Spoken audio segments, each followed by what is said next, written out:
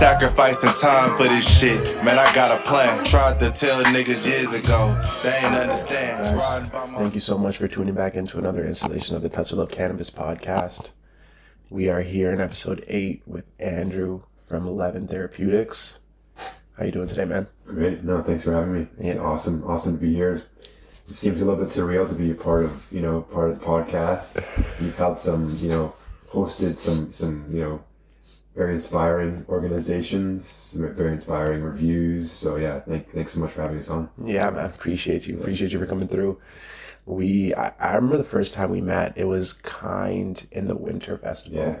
Yeah. And that seems like decades ago. It does, yeah. But you were actually one of the first people, I think maybe the first person ever to just come up to us and be like, yo, you guys are Touch of Love. Yeah.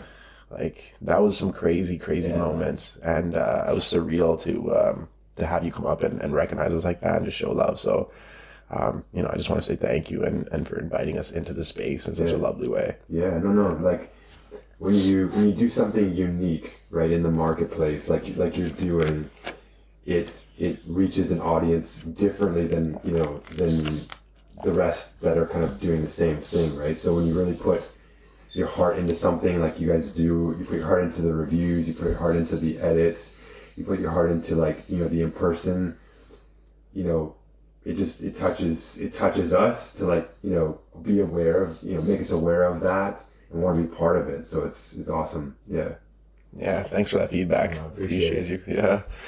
So why cannabis? Why are you here? Why do you do what you do?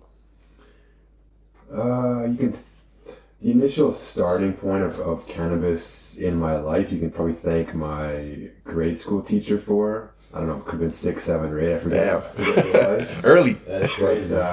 We had option to do a presentation on medical, they called it marijuana back in the day. So, back then they had the MMPR and the medical cannabis in Canada was being publicized and all of those things. So I don't remember if I actually did the project or not, but it was brought to my attention at that point. Wow. And I did a little bit of research. You sit in front of the computer, you get your parents to log you in, you get the dial tone, you sit there for another 4 minutes, 5 minutes, then you get on, and you try to sneak around. You bring up one screen of maybe the Blue Jays. And then you bring up another screen of medical cannabis and marijuana because you don't want your parents to find you.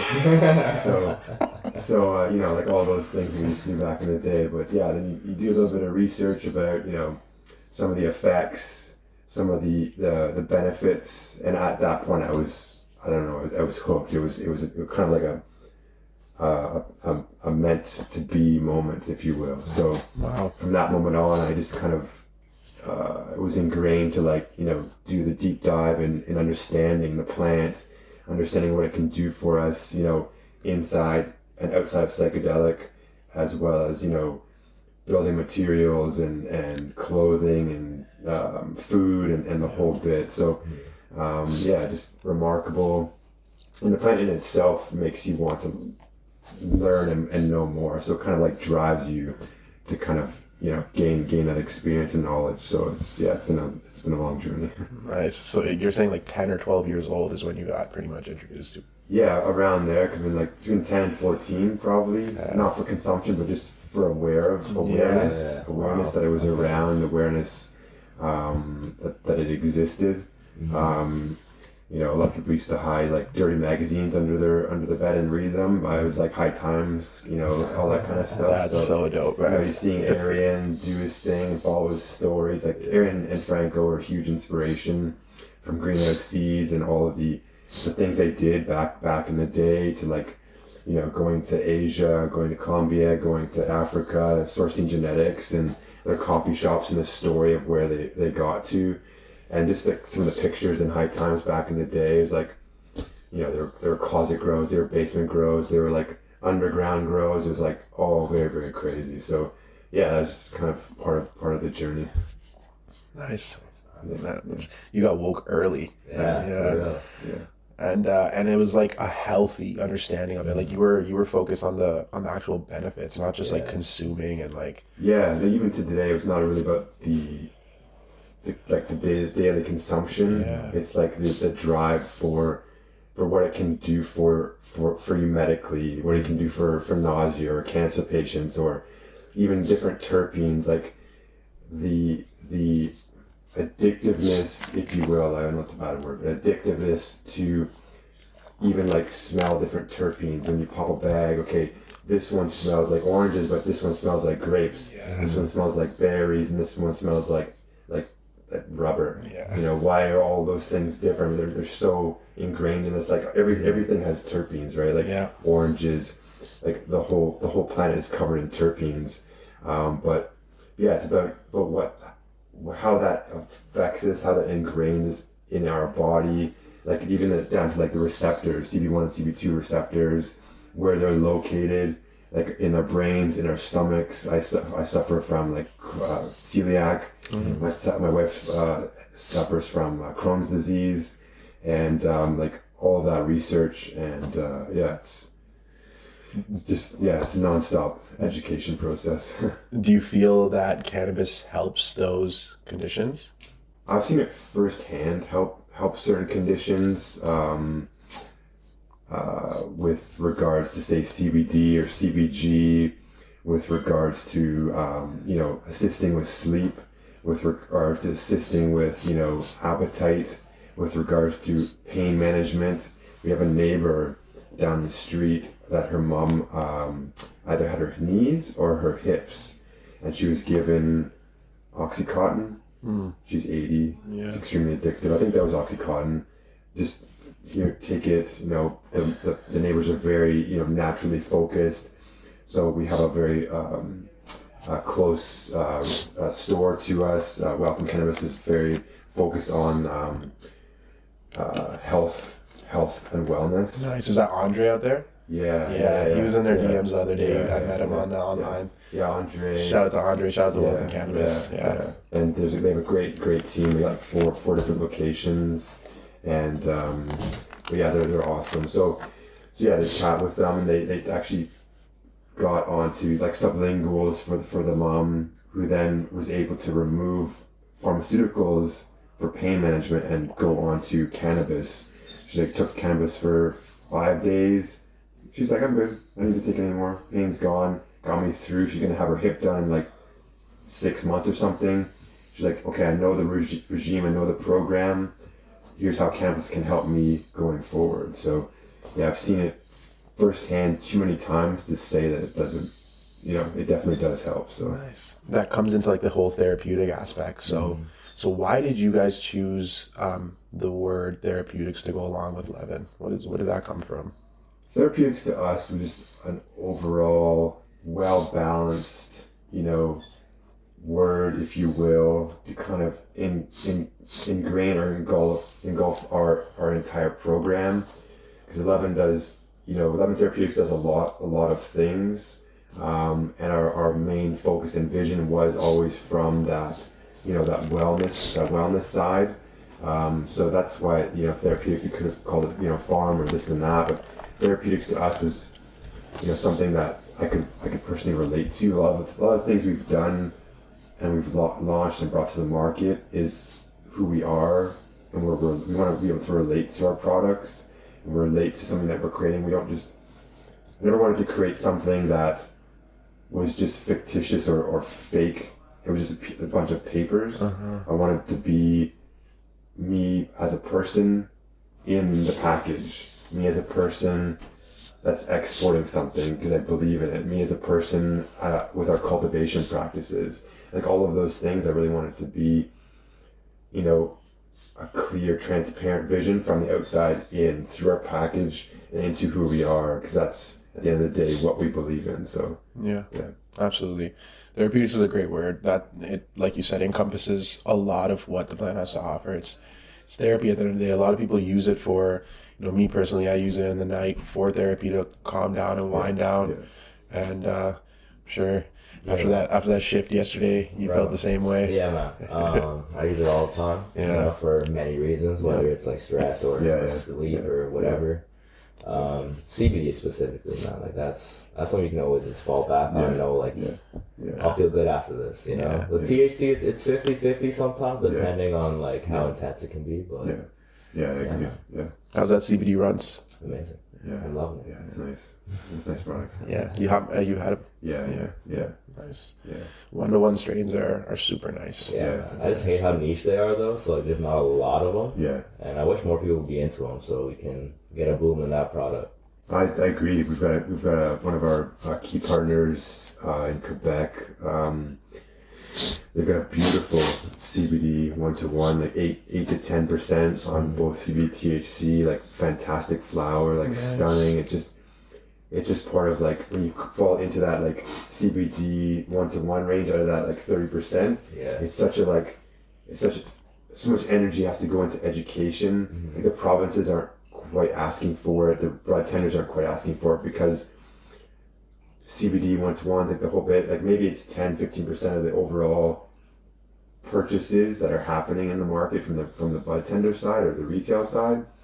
So the majority, right, is like the 30% plus, like all of the high potencies. Like you saw what happened with, some of the, discrepancies within the COAs and all that kind of stuff that went down with like High North and everything. But it's part of just the education process. Like back in the day, we'd be lucky if we hit 20%, and people were loving it.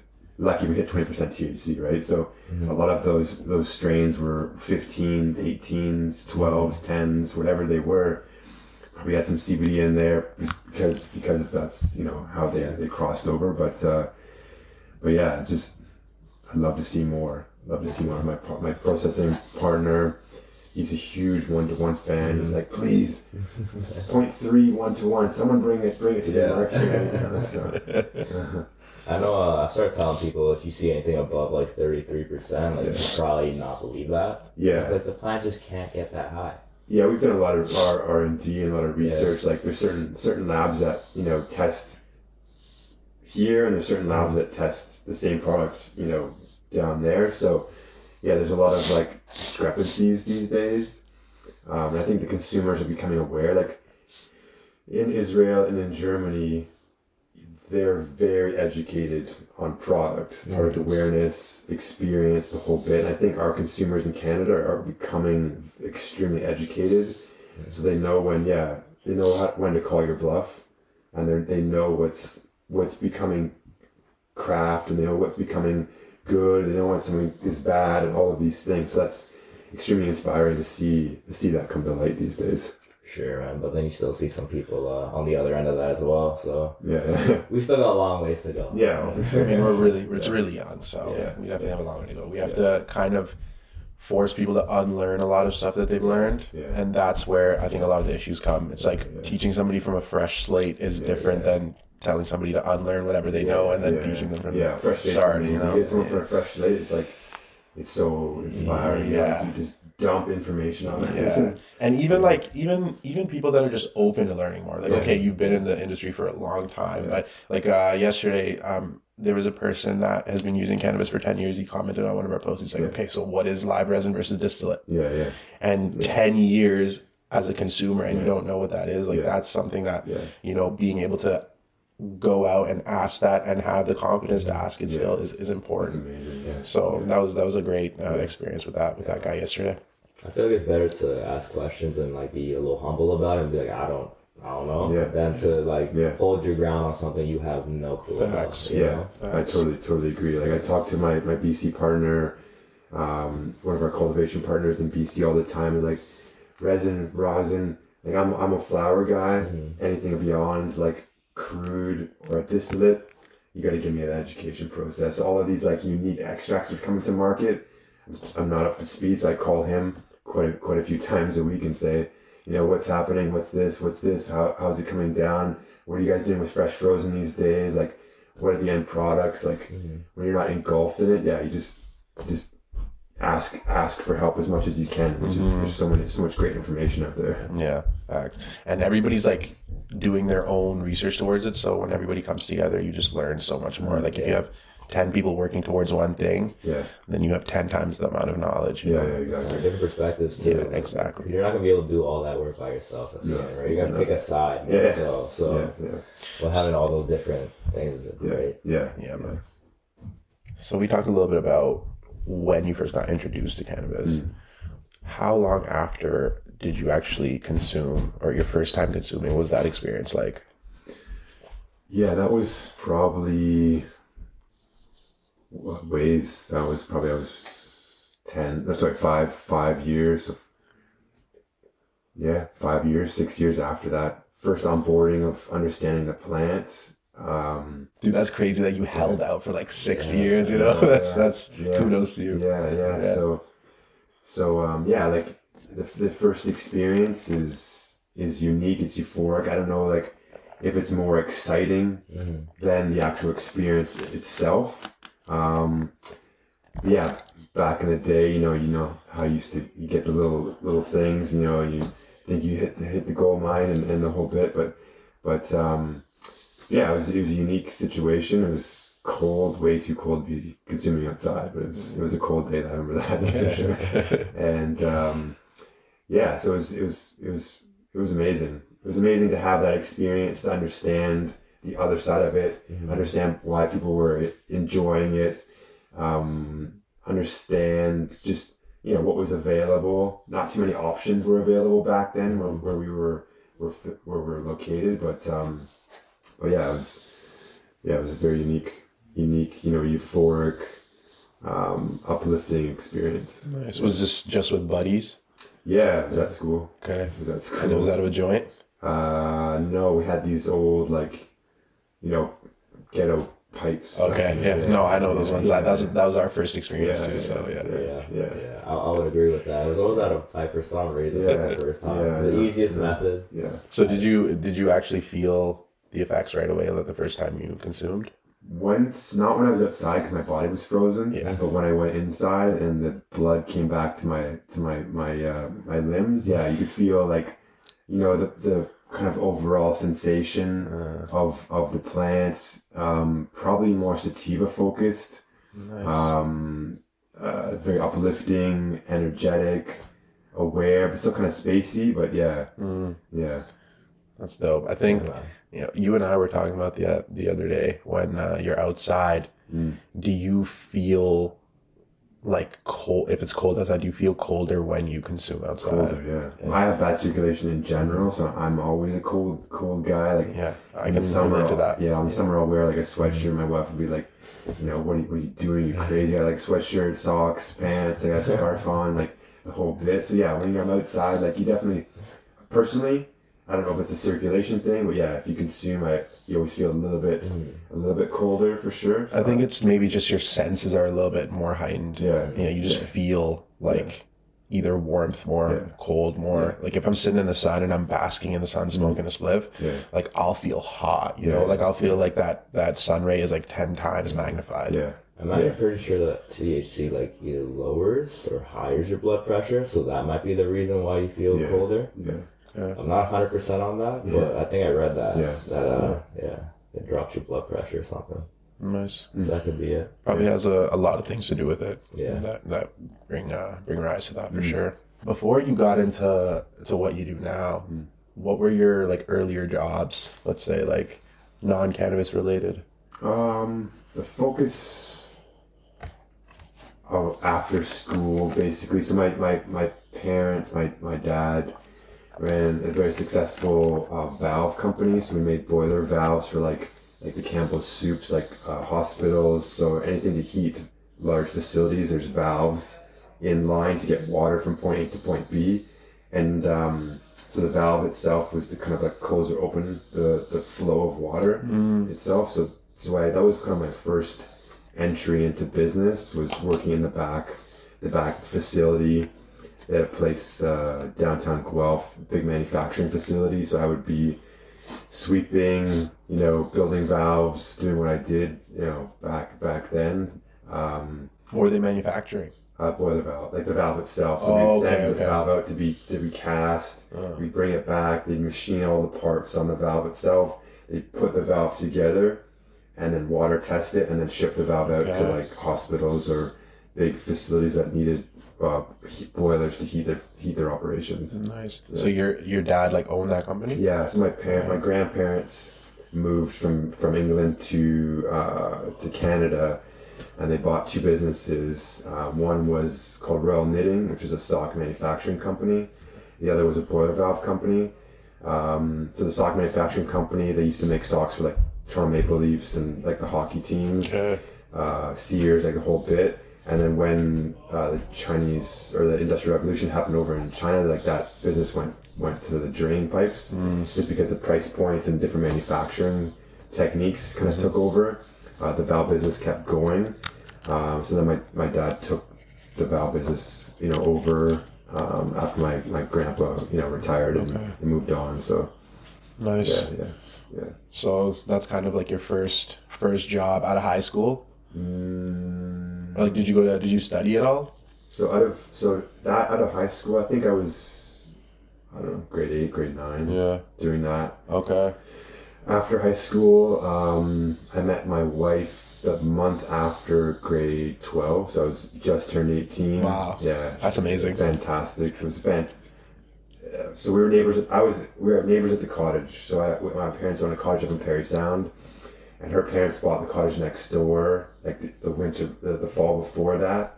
So spring comes around, it's all great. Some new people come in, and then saw Claire. Claire's her name. So saw Claire. And just then one night hung out by the fire till dawn, and there was like a 6-foot mist over the water down by the fire. It was like so magical. Nice. So out of high school, I met Claire. We dated for quite a long time. So I had the choice of, going the educational route or following my heart, which was towards her. And that, like my family was very entrepreneurial focused, and so was her family. They had a small engine shop, like a lawn and garden shop in Mississauga. So I started a landscape construction company out of a necessity to be and have flexibility in my life. I love business. I love cash. I love everything that it allowed us to do and develop as an individual. So it's allowed me to work with nature, allowed me to work with plants, allowed me to work outdoors, because from, when I was 3 years old, I was growing. Like my mom's a huge gardener, I have a huge basket of tomatoes when I'm 3, I was always been out cultivating things. So from that point on, I did secondary, post-secondary school, Sheridan College, soil science, project management, biology, like that, those type of things. But I was always very focused in having that freedom, working for myself, and not being tied down to anything, and just the drive for a better life, if you will. So that's kind of nice. That is quite a story for sure. Shout out to Claire as well. She's been amazing on the socials too. So she seems amazing. Yeah. As you kind of progress through these stages in your life, so how did you get into Leven? How did Leven come about? So it progressed. So we've obviously followed cannabis right from a young age all the way through to today. So we followed through the medical program, legalization. We did a lot of investment in 2014, 2015, as companies were starting to see, the development, Canopy or Tweed was starting to come out. Bruce was starting to come out with, his big plays, and a lot of companies were taking advantage of that public markets. We were following that whole bit.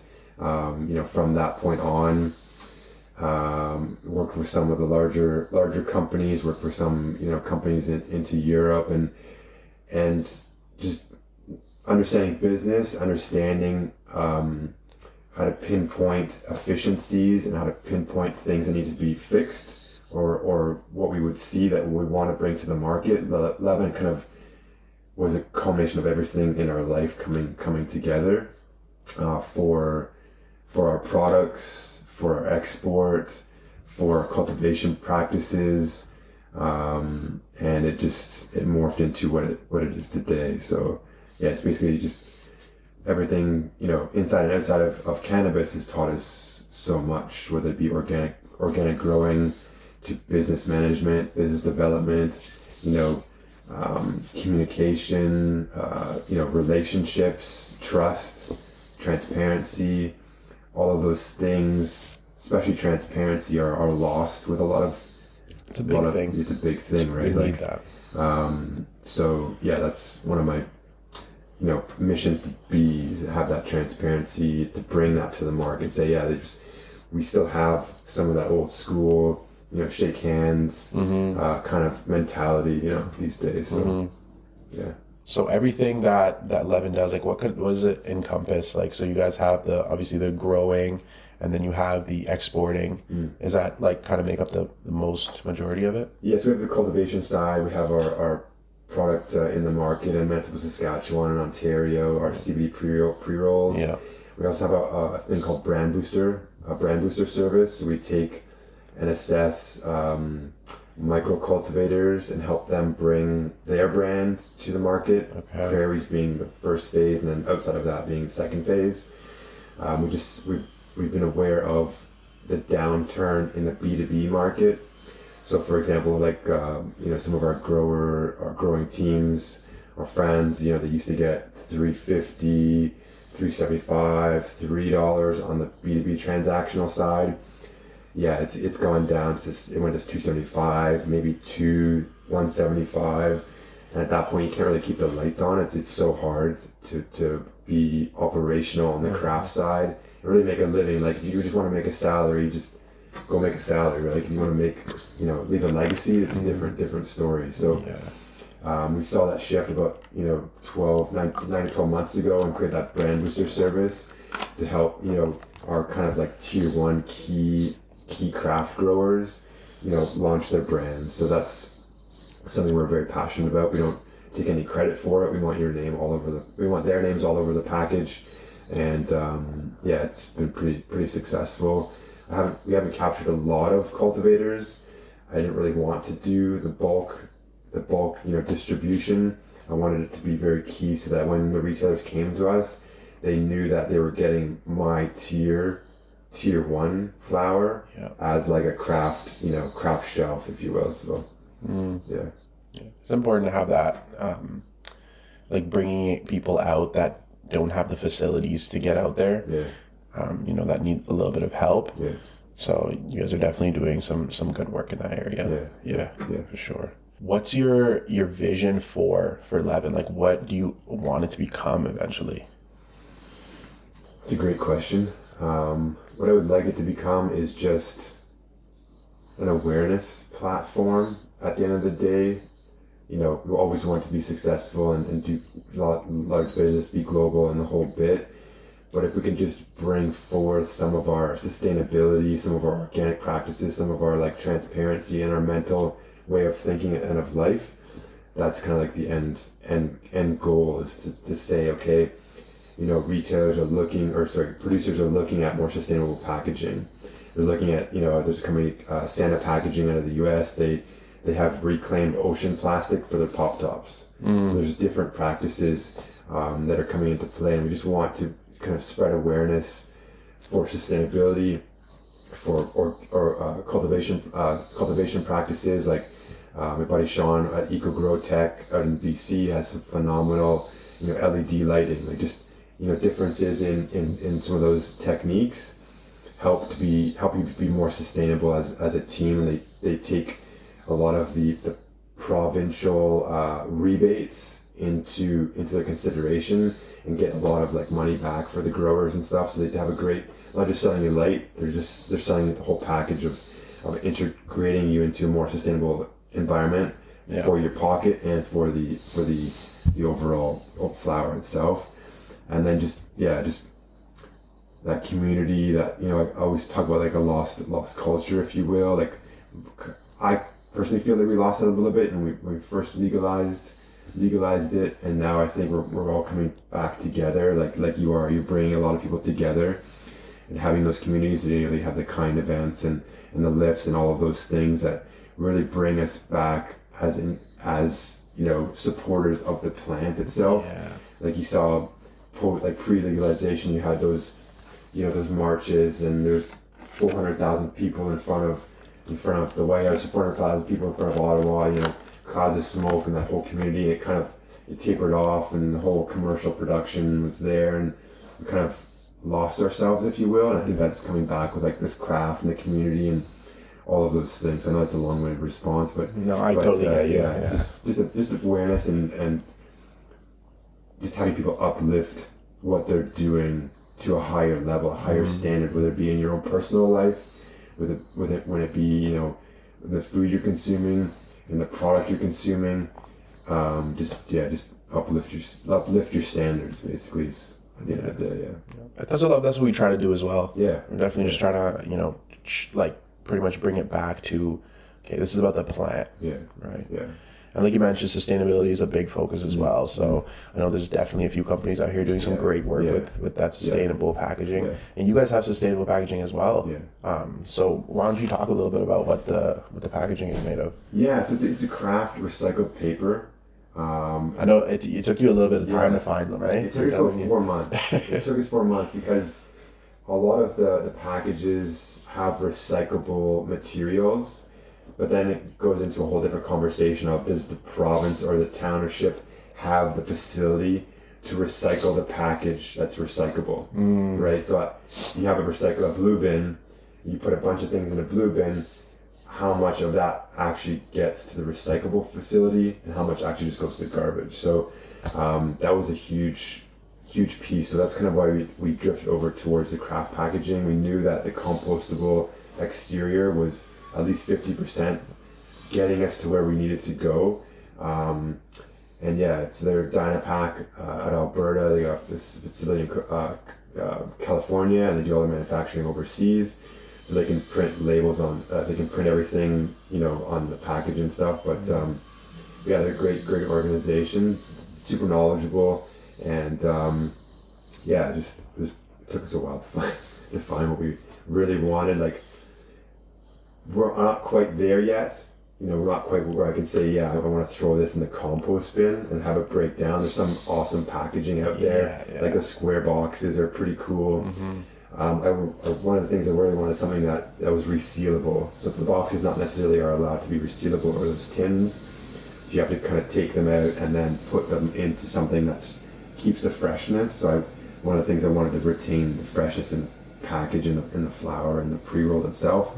Having a resealable bag was important. So not all the boxes were checked, but yeah, I think the companies that are producing bags are taking the steps to like get it to a point where we need to be, for sure. Because there's a lot of stories about, you know, waste and overconsumption of packaging. And you know, back in the day, you saw like, you know, an ounce bag with 3 grams in the bottom, and you know, like I think we're starting to streamline and get the packaging down, like some of the products that you've got in your shelf there. But yeah, just get the packaging like back to being realistic for what is inside. So yeah, absolutely. And like you said, like it's the steps that you're taking to get there, right? It's like it's not going to happen right away or overnight. Like it's like if you're actively putting the effort to find more sustainable measures, and that's the way to do it. You're supporting with your dollars at the end of the day. Like you take your dollars and put it towards this, or take your dollars and put it towards something that's just off the shelf, then you're voting for what you want to increase. So if we put our dollars towards this, they're going to see us. Then they can have their dollars to do R&D to say, okay, you know, sustainability and being environmentally friendly is important. They have that money to kind of uplift their organization to kind of take it to the next step of packaging options. So that's what we're thinking of taking it into consideration. Yeah, for sure. Yeah. So you guys have the 10-pack out in Ontario, right? Yeah, Ontario and Manitoba and Saskatchewan. 10 packs. Yeah, 10 packs. Okay, nice. And we have a 3-pack, which is a pop top from Santa, the reclaimed ocean plastic. Okay. In Manitoba, Saskatchewan too. So. Okay. Yeah. Very nice. Yeah. So what's the focus on the CBD? like from our why are you focused on CBD as of right now? Right now, CBD, there were very few options in the CBD market. With our brand booster service, we went to the retailers and asked what they were looking for, and brought it back into our organization to assess what we would like to bring to market. And obviously on the OCS, there was a couple of options too. And so retailers were the ones saying that we need CBD options. We would like to have more CBD options. Okay. To have, because they usually bring on one, whether it's Orchard or this company or that company. They usually bring on one to have as a stable, right? And they weren't really having that. They were kind of floating between this weird equilibrium of nothing and something. So they would like to have so that's kind of where that came from. And then Ontario had their push for CBD, pre-rolls and flower and all that kind of stuff. So we just, plus there's a lot of like market research from the United States about CBD and all the health benefits that are coming out of there. So we really wanted to bring to light that, back in the day when we thought of CBD, it was just, old swaggy hemp growing on the side of the road. We really wanted to bring with ourselves and our partners on BC that CBD is more. It's more than just our agricultural product. It can have terpenes, it can have aromas, it can have flavors. It can give you those things that you want to achieve with CBD. Like with all of our feedback, it's like assist us with sleep, with pain management, with relaxation. You can argue that CBD is almost, or maybe even more needed than THC in a way. I would definitely agree with that. Yeah. And honestly, for a while before I really got into this, I used to call CBD like decaf weed. Because it didn't really like provide much for me at that time, right? But like once I got into it, and once you start taking it over and over again, like it really builds up in your body too. Yeah. So you really do feel more effects out of it. Yeah. The more you use it. Yeah. Yeah. Yeah. So that's kind of our focus. That was our focus and our push. We couldn't compete. Like our farm itself, we are an agriculturally focused community. Guelph being the community itself, even the town surrounding it, we're agriculturally focused with University of Guelph and our agricultural program. They do not allow cannabis licenses on our agriculturally zoned properties. You have to move yourself into an industrial zone indoors to have a cannabis license. It's the dumbest thing. It's literally agriculture. Yeah. So we weren't able to. So our whole vision was to have the outdoor, and have the benefits of the sun-grown crop. So we shifted towards the CBD, which falls under a different license, which allowed us to grow outdoors and allowed us to do the things we wanted to do, as well as our partners out of BC. So we took the craft knowledge that we've gained over the years, and the organic cultivation techniques that we've gained since I was 3 with my mom growing in the backyard, and wrap that into producing a high quality craft product with that can not match but become close to some of the amazing flower that's on the market on the THC side. So that was our whole vision. We just kind of be really good at something, and be a medium-sized fish in a small pond is better than being a small fish in a big pond. So absolutely, that's kind of our vision for that. So it also ties into like for consumption. I was always very like sativa focused, always like that old school, like not really, more for the experience and the sensation, but not really wanting to be like locked on a couch. I'm very active. I like my mind racing. I like doing things. I work, whether it's with my little guy or with within business. I like to be, aggressively engaged. So sativa or the CBD allows you to have that if you're out at a party, or if you're out, if you're out consumption, or you're at home, or you're in the backyard having a fire, like whatever case is, you're still like engaged, engulfed.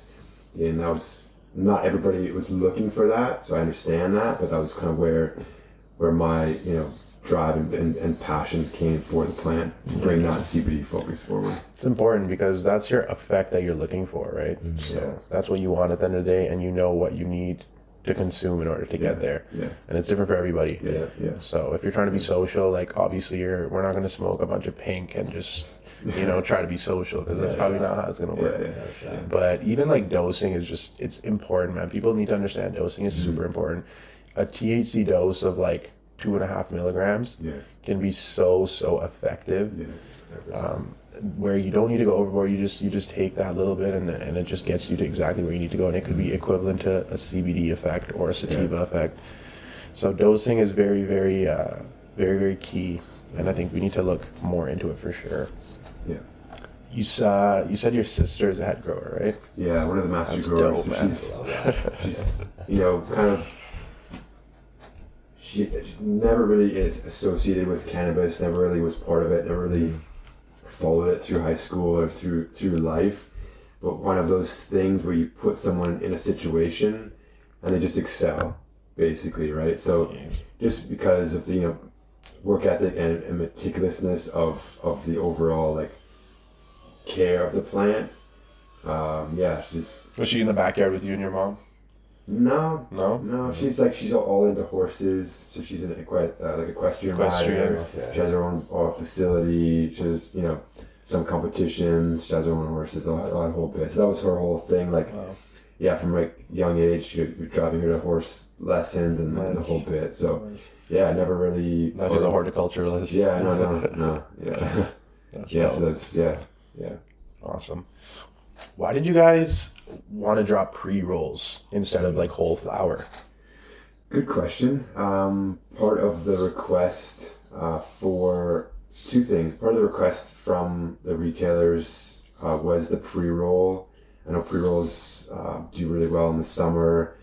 And the other thing was, back in the day, I could never, ever roll anything in my whole life, whether I had a gun to my head or not.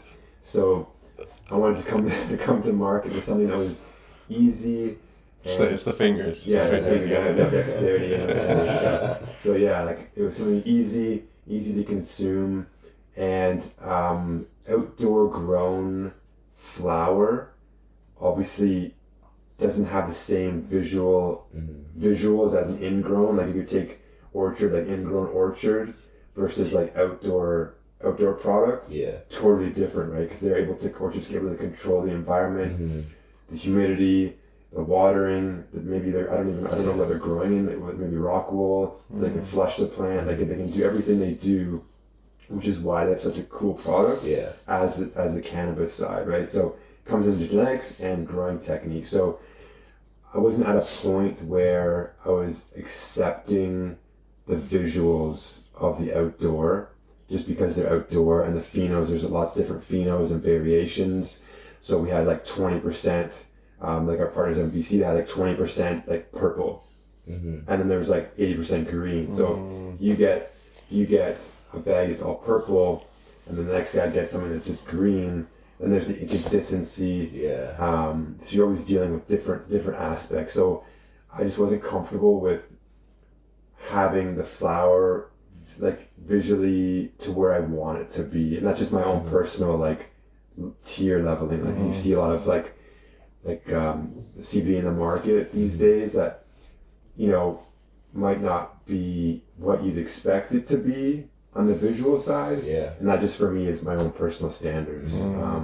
Nothing against anything else, but I couldn't get it to where I wanted it to get to. Honestly, like pure CBD flower in general, like whether it's indoor or outdoor, I haven't seen anything very like visually appealing. But like outdoor growth is better for like therapeutic aspects. Right? You can't imitate the sun in any way. You can try your hardest, but it's not gonna be the same at all, right? So you're lying, man. So why organic? Organic to us was just part of who we are. Organic is something we've been doing, you know, since I was 3. Organic is just part of our lifestyle. Because of our stomach issues with my wife and myself, my mom, my grandpa, organic was just a shift that happened, you know, within our family. So, you know, a lot of the products we consume, whether it be, you know, vegetables, meats, you know, anything we consume these days is all organically grown, organically cultivated. And it just part of our educational process that has led us towards that phase that stays in our lives. So we grow a lot of our own food. A lot of our meats come from local farms, and it's just part of the awareness of, you know, GMO, genetically modified organisms,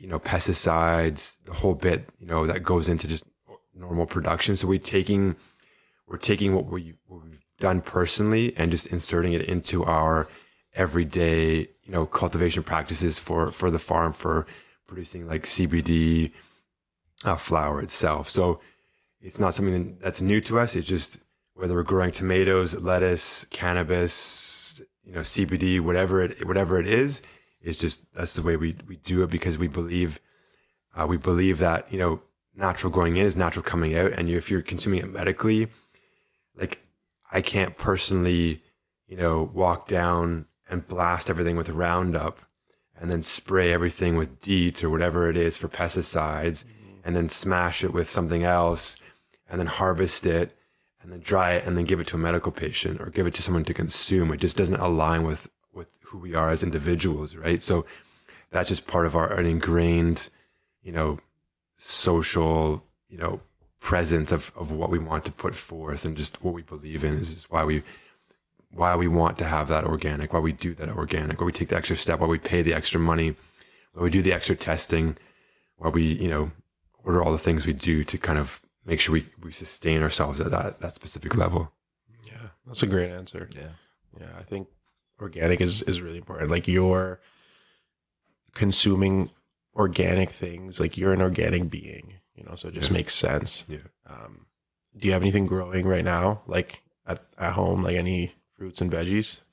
We're starting. I do some garlic crops. I've been growing garlic for like 8 years. So planted in the fall, harvested in the early summer. Okay. So that's growing now. We'll start like kale, lettuce, tomatoes. I can't do spinach. It gets too hot where I live. It just bolts. It goes to seed. So all of that stuff we try to consume locally. My mom, at their place, they do like spinach. They do all of the things we can't grow. We grow beans. Yeah. So I get my son, he's like 3 years old. He's out there, he's planting, he's pulling, he's eating. Radishes are great for kids because they grow in 30 days or less. So you throw some seeds out, they'll grow, they harvest it, they see the big red head. And yeah, so all of those things are awesome. Yeah. Like, so all that starts now. We move our cannabis out, like, you know, at the end of May, and then just, yeah, all that kind of fun things. So I definitely want to start a little garden myself too. Yeah. Growing yourself it's important, like being able to figure out that you're sustainable, you know, you can sustain yourself. Yeah. Yeah, exactly. Just having that experience is the difference between not experiencing craft cannabis. It's not experiencing the same thing as like not experiencing, you know, growing like fresh lettuce right from the backyard. It's totally mind blowing. Yeah. You know, whether it's lettuce, kale, spinach, right from the field, right from your garden, it hits different. Yeah, it's totally it's different. Yeah. When you eat that shit, it's like, bro, like, wow, like it tastes different. It tastes like sweeter, like it tastes crazy. Yeah. Trust me. Yeah. Gotta get on that farm. I'll try, man. I'll try. I'm very forgetful when it comes to gardens. You know? So I might grow some like small, like lavender or some shit. You know, yeah. Some herbs. Yeah, bro. If you want to grow weed, that's the most finicky thing of all, bro. Yeah, but you know, if you're gonna go hard, go all the way in. Yeah, you might as well. Come on, we're not easing into anything. No. Going in the deep end right away with no floaties. Yeah. Why did you guys grow outside? A couple of things. It's just what we were accustomed to, you know, from a long time ago. Something we were comfortable with. We understand the matrix, like the production matrix of you know, cultivating indoors versus outdoors. We understand, like, you know, price drops, price reduction, being competitive, and you know, like the CBD side. We've done a lot of, like, our partners out in BC, they've done a lot of R&D with like indoor and greenhouse, and there's not much difference for that product, indoors, greenhouse versus outdoors, for the genetics we're growing. So plus initial capital requirements, and all of those things that come into play that we were totally aware of, you know,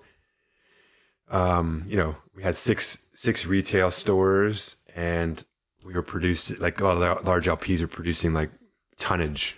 Like, where's all that product going? So we knew that, you know, things were going to happen. You can't keep up this production and all of those things. We wanted to be sustainable and just take part in what the planet has provided us to provide to the people something that was, you know, as sustainable as possible. And you can't get anything better than sunlight on the flower. So that's fire. Yeah. Do you notice a difference growing in the sun versus growing under lights? Probably yes, but I'm biased. Yeah. I'm biased for sure. Like, I love, there's the plant side, and then there's the spiritual side. Like, I don't know if you've ever had the chance. If you have the chance this year, head out to a farm in September or October around sunset or sunrise, and just stand in the middle of the field with the aroma and the sun, and just, you're engulfed in this insane energy that I can't really explain. I can't explain it over like a video or a microphone. You have to experience it. I think everybody in their life, whether you're a consumer or not, have that experience of being out in a cannabis field at sunrise or sunset. So, yeah, it's part of it, you know. Wow. Yeah. We got to come down to Burlington at sunset. For real. Yes. We got to do it. Yeah. What do you guys have growing right now? Nothing currently for the CBD stuff. All of our production starts like in the next, 4 weeks basically. Yeah.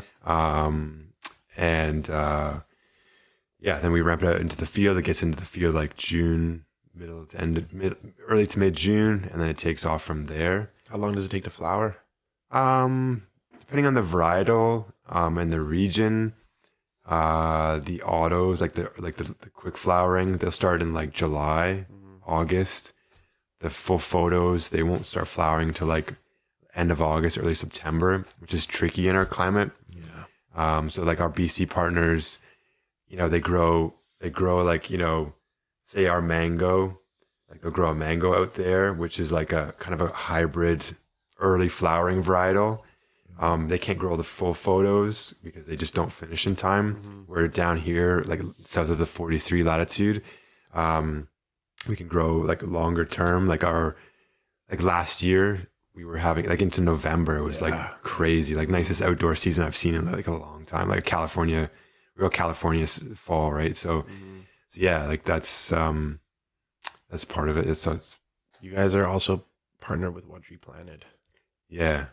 We've used One Tree Planted for a couple of other things, but having sustainably grown product, being organic, having sustainable packaging, even the cone itself is organic hemp.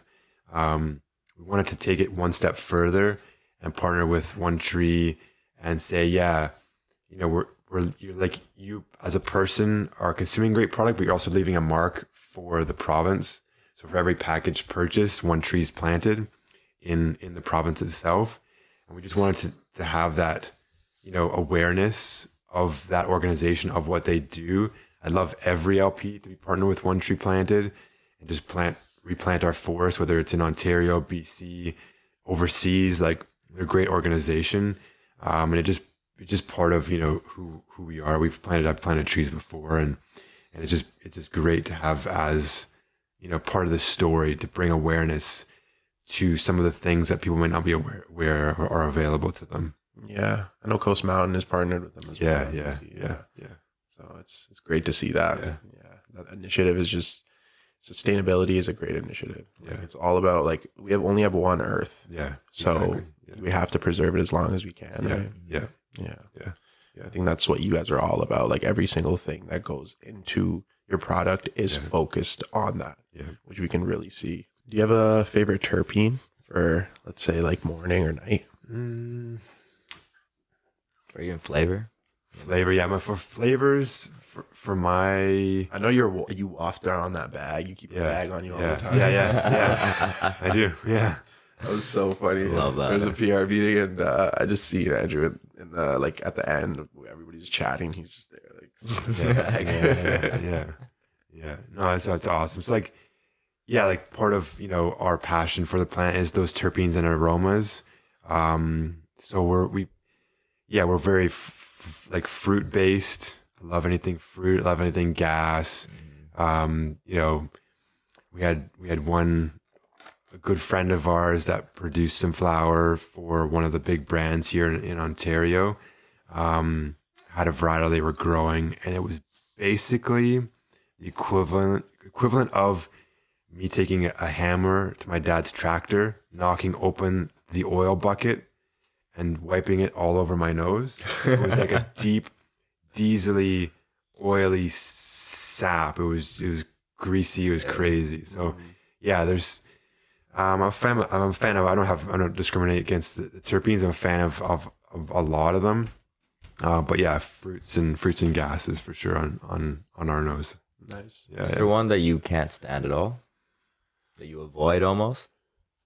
That G probably. That just smells like straight like cooked like garlic and onion. It's heavy. Oh my god. It's heavy. Not necessarily the aromas. You know, if you don't dry properly, you get that hay sensation. Yeah, that's not desirable for anybody. Or if you don't flush it right, you get some like chemically smells. Chemically smells. Yeah, you get a lot of, you know, sometimes you get like 4 different varietals. They all smell the same. You're like probably a year and a half ago, no matter what you popped, everything was identical. And I don't know what that was, what it was, chemical or radiation or what it was, but it was a weird phenomenon. But yeah, just I don't have anything that I don't like or haven't liked. You know, there's some cool like bananas coming out, like a lot of like unique terpenes, like nectarines, like apricots, like peaches. There's a lot of like cool things coming down the pipe. Yeah, bananas coming back for yeah, I know. Yeah, I like banana, man. Yeah. It's a nice one. Yeah. That dance hall tastes just like banana. There's a Coast Mountain dance hall. Yeah. Have you had it? I haven't had it. No, I know. Yeah, that was a jar up there at 14, and it did not last very long. But it's my favorite. Yeah. Hands down, amazing. So you guys plan on dropping like flower? Like what products are coming out? Yeah, so we're talking about flower. We're talking about infused. Those are the two main things. I'm not like infused like what way? Like pre-roll, like infused pre-rolls, infused products, like along those lines. We're still toying with like a lot of R&D stuff right now. I'm not a huge extract guy, so I wouldn't know enough to drop a resin or a rosin or anything along those lines. If you asked me about it, I would just totally blank. I wouldn't know, so I can't really like stand behind it. So yeah, it would just maybe be if we can like, you know, find a nice flower or something along those lines, or like a 1-to-1. But yeah, that's kind of where we would see like Leven as a whole kind of expand out to. But yeah, like we said, we're super passionate about our brand booster, super passionate about exports. So there's a lot of things that we're touching on these days. How do you feel about infused pre-rolls? I know the market loves them. For me, they're too strong. Like I wouldn't, like if we had a CBD infused and maybe the THC was like, you know, 12 to 15, 12 to 17, and the CBD was 12 to 17, maybe manageable, like infused, like some heavy hitters, like the Loud Plug, like Rihanna over at the Loud Plugs. She's great. She's promotion and stuff. They've got some insane like infused products. For me, they're just, they blow my head off. They're just too strong for me. A lot of feedback from our consumers is they're using it for our CBD products for THC breaks. So what we're seeing is a lot of like, you get the high 30s for flower, and you infuse it with hash or keef or whatever, and you get 30, 35, 40s. People's tolerances are kind of being blown out of proportion. So, you know, you could hit like 4 infused blunts in a night and not have any sensation, right? Like just be totally normal. But this is not good, obviously, for say your pocketbook or, you know, the overall, like, you know, your overall state. So people are inserting like our CBD products to have THC breaks that like then bring their tolerances back down. So though I do love infused products, I think they have a time and place for sure. Like, they're unique at the end of the day. Unique for sure. Yeah. I don't know if it's the best way to like consume like concentrates, especially. Definitely not. Definitely not. Like it adds flavor for sure. Yeah. As far as the potency, like it will add a little bit, Yeah. but since you're not burning it at the temperature it needs to be burned at, you won't really get the full effects of it. Yeah. Not saying you won't get any, but it's more so for flavor, I find myself. Yeah. We tend to stay away from infused things, Arm and I especially, because we feel like it's not an accurate representation of the flower or the infusion. Yeah. So it's kind of just like something that, like you said, has a time and a place. Yeah. Maybe like a special event or something. You know, you're at a cottage, you want something different. You know, maybe then. But on a daily smoke, I'm good, man. If it's going around, you take a 1, 2, and pass it on. Yeah, you know. I'll try it real quick. Yeah, let everyone take a hit. Yeah, facts. Yeah. I know you use CBD a lot for just. He uses it for tea breaks. He uses it for just on a normal daily basis. So yeah, I don't even think I've really taken a tolerance break in time. But like in saying that, I don't really smoke a lot like I used to. Yeah. I replaced it with the CBD, which honestly works way better. Because THC is like it's unreliable for me. I don't know if it's gonna put me in the right state, if it's gonna slump me, if it's gonna, like make my mind go crazy or slow it down. So CBD, I know what's gonna happen, and I tend to go with that for like daytime and like things like that. But very cool. CBD is important. It's good that you guys highlight it. Like, you need to understand more of its value for sure. And especially for like so many medical conditions too. Like research is going into that, and it's promising for sure. So like you guys are doing the groundwork in that field. You're like the pioneers of it. Yeah, exactly. That's awesome. Yeah. Do you have a favorite way to consume? Do you? So I know you don't roll your own stuff. Like, you learn to roll? No. Still no. Even with the machine, I mess it up. So no, I haven't. So I would stick with pre-rolls. We have a nice expensive like vape, like a real vaporizer, like a pen vaporizer. Which one's that? The dry herb vaporizer. Dry herb vaporizer. Nice. You can pick the temperatures depending on the terpenes in a row and the sensation. So you can pick the temperature. Which one is that? I got it like a long time ago. I totally don't even know anymore. Was it like higher end or is it? Yeah, like $100, $150. I don't know if that's a lot for a pen or whatever. But it depends when you got it, I guess. Now, not so much. Now it's like that's mediocre, but like it feels like 5, 6, 7 years ago. Been a long time. That's probably still higher end or like mid higher. There's like the Puffcos and stuff like that, or I don't know. Yeah, so that's kind of a nice, enjoyable other than a pre-roll, and we do like a lot of like sublingual oils, like a CBG oil is awesome, and like a chocolate. We go down to Mexico. There's like a lot of chocolate floating around, so that's an awesome way to like consume. Like CBD chocolate and stuff like that. Some great products out in the market here in Canada too. So yeah, it's nice, CBD chocolate out in Mexico. Yeah. You go to Mexico a lot? Yeah.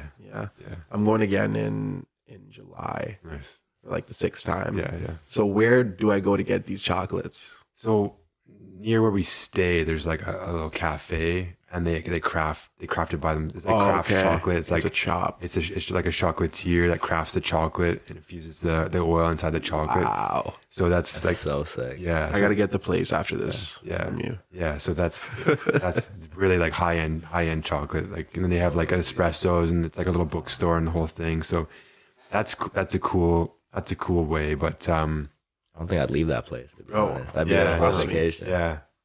Down there it's different, right? Like they don't have labs. They can't. It's crazy down there. Like you can get prescription medications there over the counter. Steroids. Like I don't know if you guys know like Phil Heath at all, but they got Phil Heath all over like all the pharmacies. Like I don't know how they're allowed. So Phil Heath's a huge Mr. Olympia bodybuilder, and he's just hugely jacked. So using his picture to promote steroids out of these pharmacies, which I don't think they've got permission on, so I have no idea. But But It's true, man. But yeah, steroids, whatever, HGH, whatever.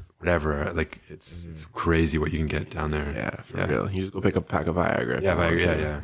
Yeah. Speaking of dry herbs, is that something that you prefer, or do you think it's how do you relate it to smoking a joint? Dry herb is, I definitely prefer that over any other offering. Well, that not necessarily. Okay, so dry herb or infused like chocolates or oils, I kind of have them at the same category for personal consumption. It just comes down to the individual, time of day.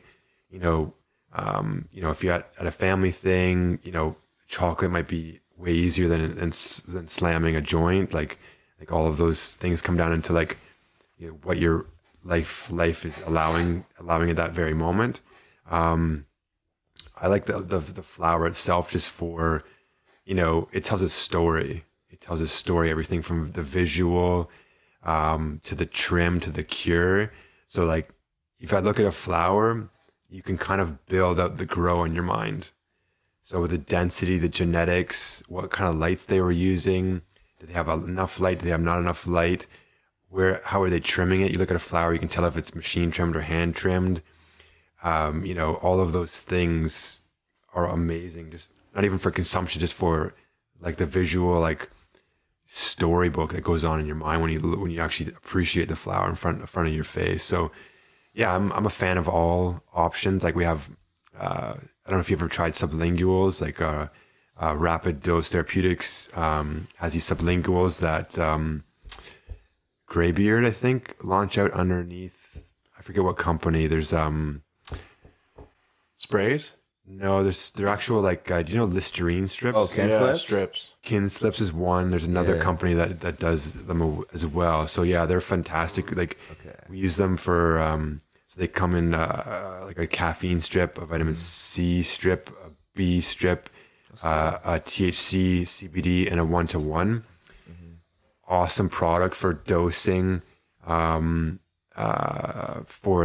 for workout, the caffeine side, very dosed. No up and down, no big heavy balloon in your stomach from drinking a big drink or anything like that for energy.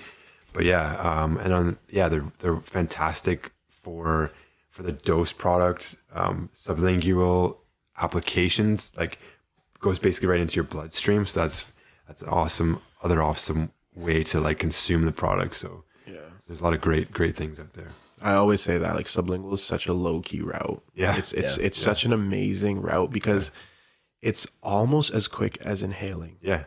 And you don't inhale. So meaning inhaling, you obviously are doing more harm to your body. You're smoking and all these other things. Yeah. The metabolism is different. You might not get the whole cannabinoid content. Sublingually, it goes straight into the bloodstream and it avoids the first pass metabolism. Yeah. So you're getting that full effect every time. Yeah, exactly. Yes. So. The bioavailability is fantastic. So so inhalation is amazing. Then you go sublingual, which is even better. And there's only one thing better than sublingual, which I don't know if I can mention. Suppositories. Suppositories are 80 to 90%. It's basically either suppositories or injection are on the same level. So the suppositories. So THC needs to be combined with another molecule, delivering molecule, whether coconut oil or something along those lines to help it be available to the organism. Yeah, exactly. But even suppose if you were to have a patient case where they were unconscious or something like that, the best way is sublingually or rectally. That's something that people have to consider. So those routes being formulated and people working on them, it's important. Yeah, these pre-rolls are probably some of the best CBD pre-rolls on the market, hands down. I usually have to tighten them up a little bit myself. Yeah, and these ones not really, maybe a little bit, but nothing crazy. You guys pack them down properly, the finish, the quality assurance is there. Yeah, so a lot of our R&D to get to the point of having these pre-rolls is reviewing a lot of different products. And when we had options to do machine roll versus hand finish, we found a lot of the machines you had a weak spot between the joint and the paper. So when you hold it, it would like sag. Yeah. For me, that just didn't. For my personal product, it's not like a wrong way of doing things, but my personal product, I didn't want that sag. So we basically mill to a knockbox, and then everything from the knockbox is hand packed, twisted and weighed. So yeah, what I like to do is some of them I roll between my fingers to kind of maybe loosen them up a little bit. Okay. Like just kind of loosen up the joint, and then or I might twist them down a little further, but it's up to personal preference. Like some like are really tight, I want to like haul on this, like I need to like save my life, and some people just like to like slowly like ease of draw. But yeah, it was part of our mandate is to have that kind of level of product consistency, if you will, with a hand finished product. So yeah, it's the flower was very blessed with the flower. Yeah, very blessed with that flower. Yeah, you guys only use the tops. Yeah, those, right? Yeah, the tops. The big call is the between ourselves and our partners in BC. It's kind of the same production practices. So we just take the tops. Like a lot of our stuff here in Ontario is supported because we get like crazy winds and storms. So anything lower than like the trellis or the support kind of gets taken off, and we put into a compost pile that then gets turned back into the farm, into the ground. We wanted to keep the quality right as high as possible. I didn't want to put like a blend or a mill. I didn't want stems. I didn't want leaves. I didn't want anything other than the top flower and into the product. Just to kind of keep that level of product up where we want it to be. So yeah. So when you guys have the tops, you guys go through them, you trim them or whatever, and then you pick them away from the stem before it goes pre-mill, or they're bucked. They're bucked from the cultivation side. They're bucked and bagged, and then they get to the facility itself, and they're a bucked flower. And the processor, our partners, they take the flower and then they mill the flower. There might be like one or two stems that we have to get rid of, but then everything is just into the mill and into the knockbox. Nice. Yeah, you can tell like all around quality. Yeah, for sure. We don't really prefer smoking pre-rolls, but like we would definitely go ahead and like buy these. Like not saying something for sure. Yeah, I would definitely keep this in my like back pocket kind of thing, you know, just in case. Yeah. Because like the CBD market, it's very it's limited as well. Yeah. Right. Yeah. So this is definitely a great product, and I would easily keep this in my rotation. Whether you're a CBD fan or not, I think this is something to try out at the very least. For sure. Yeah. For sure. Yeah. It's important to know the effects, because you never know, like it could help you with something that you never thought. Yeah. You know? Yeah.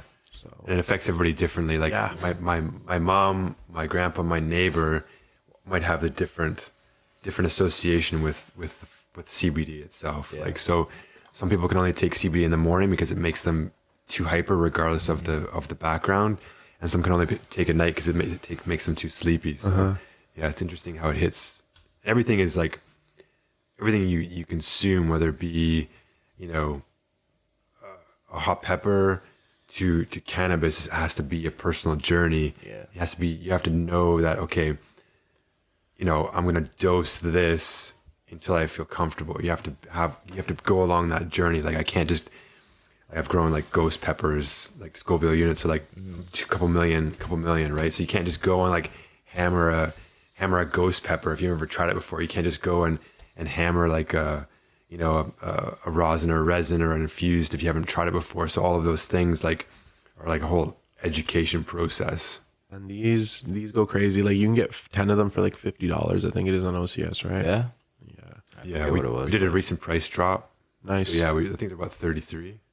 $33? 35, yeah. For the 10? For the 10, yeah. Wow. Nice. That is a super good deal. Yeah, so we had to be competitive, right? So a lot of the big organizations, their product is from $12 to about $22, maybe $28. So we need to be somewhat competitive. We want to be respectful for everybody's pocketbook and just kind of be within the realm. Obviously different at every price point you have different input, and everybody has their own mandate of why they're putting that input into the product and where those price points, why they have those price points. We wanted to make sure that we're close. Some of the feedback, you know, from the retail side as we were like launching out, and OCS, you know, a little tricky, you know, being able to have price changes. We wanted to, you know, do some stuff, but obviously it didn't happen and when we wanted it to. But yeah, we wanted to be a little bit more competitive because that price was one of the main things that I wanted to ensure that we got back down to where it needed to be. Yeah. Because yeah, we just respect your cash at the end of the day. Of course. And that price point is super, super reasonable. Like that is a steal, honestly. For 10 pre-rolls, for sure, bro. 10 Especially pre-rolls, these quality. These ones, yeah, for sure. Do you think that flour would be cheaper to like produce, I guess? Yeah, for sure. For sure. Like we could be competitive with the flour because, you know, you're not paying for the, you know, the labor to do the hand rolling. You're not paying for the, you know, all the milling, the retesting after the fact, after you mill, we get it retested. So that's like, you know, indicative of what the actual product is. There's none of that. You just take the flour and you put it in the bag, and yeah, we can get the price a lot lower than 33. Wow. But yeah, I'm buying ounces of that. Oh, for real, bro. Yeah. Easily. Yeah. I'm going to clear out all the dispensaries over here. Easily, man. That's just great. Yeah. So yeah, just at the end of the day, it'll come down to the visual.